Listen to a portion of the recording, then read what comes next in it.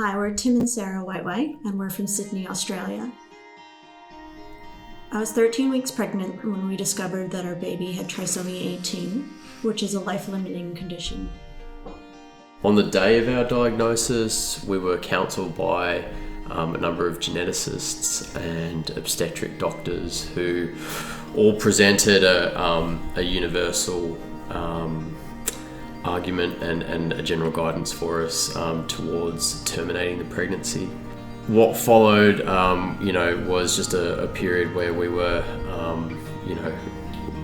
immediately after in just a lot of grief. We really weren't sure kind of how to react to it in the 24 hours after that. Within sort of the next day, we had a very clear, had clarity around the decision that we both wanted to make, and that was that we would continue with the pregnancy. We just knew that it wasn't our role to decide whether our son would live or die. In fact, our role as parents was to support Teddy, our son, as much as we could, and to love him as much as we could. And all we wanted to do was to ensure that he felt the love of his parents, and that we would be his guardians throughout his life, both in utero and obviously on this earth.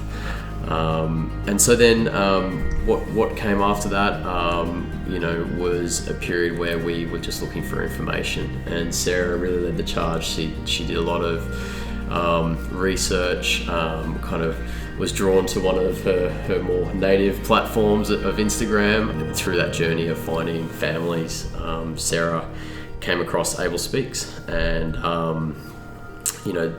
at the most challenging times in our journey, I think, we found it incredibly powerful and reassuring, and just comforting to know another family that had been in a similar situation.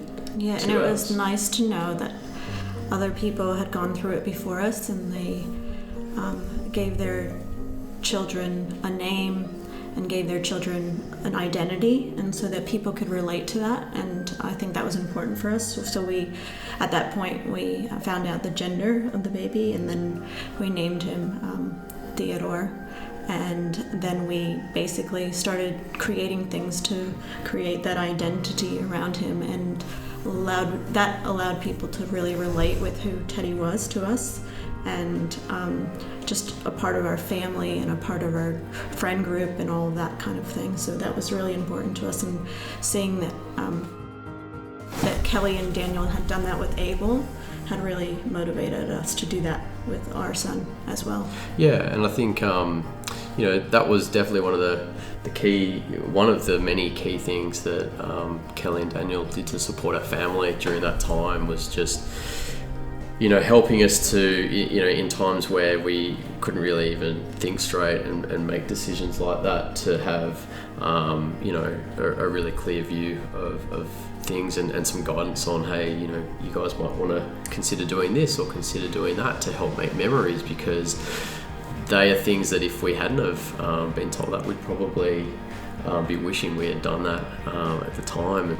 It was so helpful, just having some more practical things like that, but then also having insight into what to ask doctors, and when we were going in for our fortnightly meetings in the hospital, the different things that we should consider asking and be really aware of in things that we should push back on and things like that. I think coming into any of those meetings prepared and ready to be told one thing, and knowing that you have the right to push back and the right to ask these questions and all of that was so important. And it comes back to being a guardian for our son, and we really feel like it helped us to be the best possible guardians and champions for our son that we could be at some of the most difficult times possible. Yeah.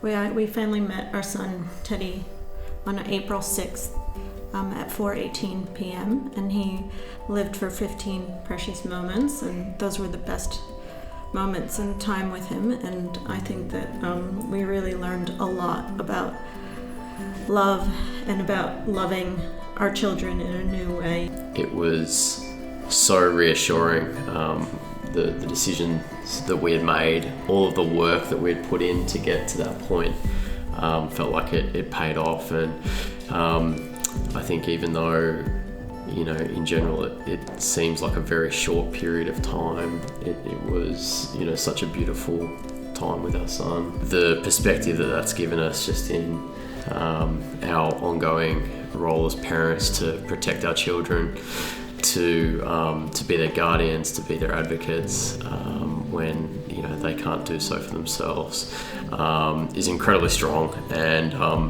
we really see that as part of Teddy's ministry, that we have been empowered to continue with as well. And we wouldn't have been able to do that without the support from Kelly and Daniel. It's just an amazing thing that Kelly had kept reminding me of in the process and throughout the process, and she kept saying that that this whole thing is going to make you closer to God and closer to that vision of being with Teddy one day in heaven. Thank you, everyone. Thank you for listening to our story. God bless to you all. Thank you, Kelly and Daniel. And we also hope to see you all soon, either in Sydney, Australia, or when we come to visit in the United States. Thanks a lot.